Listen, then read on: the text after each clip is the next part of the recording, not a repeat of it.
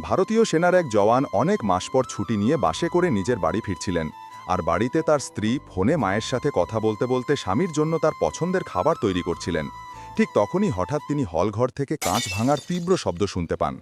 এই শব্দ শুনে তিনি চমকে ওঠেন, কারণ সেই বাড়িতে তিনি ও তার মেয়ে ছাড়া আর কেউ ছিল না। এরপর তিনি ভয় পেয়ে হলের দিকে এগিয়ে যান এবং দেখেন যে মেঝেতে চারিদিকে কাঁচের টুকরো ছড়িয়ে ছিটিয়ে আছে। তারপর তিনি দ্রুত দৌড়ে তার মেয়ের ঘরে যান এবং দেখেন যে তার মেয়ে ঘরে নেই আর সমস্ত জিনিসপত্র এলোমেলোভাবে ছড়ানো।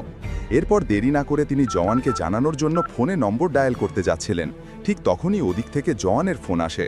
তিনি ফোনটা তুলতেই জওয়ান বলেন, আমি সেনার কন্ট্রোল রুম থেকে খবর পেয়েছি যে কিছু জঙ্গি আমাকে মারার জন্য আমাদের বাড়ির দিকে এগোচ্ছে, আর সব জঙ্গিকেই আর্মি অফিসারের ইউনিফর্মে দেখা গেছে। তুমি তাড়াতাড়ি গিয়ে বাড়ির দরজা বন্ধ করে দাও, আমি প্রায় বাড়িতে পৌঁছেই গেছি।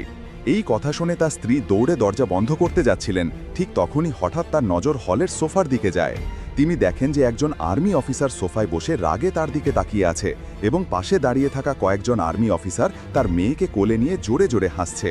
তিনি সঙ্গে সঙ্গে বুঝে যান যে এরা কোনো আর্মি অফিসার নয়, বরং এরা সবাই সেই জঙ্গি।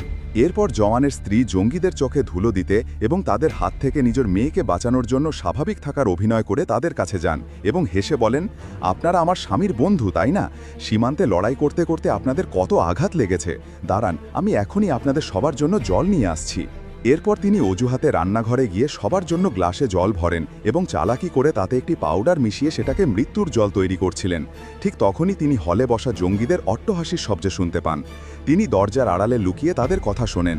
তাদের মধ্যে একজন জঙ্গি অন্যজনকে বলছিল, আমরা তো এখানে অন্য কিছু করতে এসেছিলাম, কিন্তু ভাবিজি তো আমাদের আপ্যায়নে লেগে গেছেন। চলো আগে খেয়ে নি, তারপর নিজের কাজ করা যাবে। এরপর জওয়ানের স্ত্রী চালাকি করে সেই জল নিয়ে গিয়ে সমস্ত শত্রুদের পান করতে দেন এবং জল পান করার সাথে সাথেই সমস্ত জঙ্গি সেখানেই লুটিয়ে পড়ে। আর মা তার মেয়েকে জঙ্গিদের হাত থেকে নিরাপদে বাঁচিয়ে নেন। কিন্তু তারপরেও আপনি এই সাহসী মা এবং তার মেয়ের জন্য লাইক ও সাবস্ক্রাইব করেননি।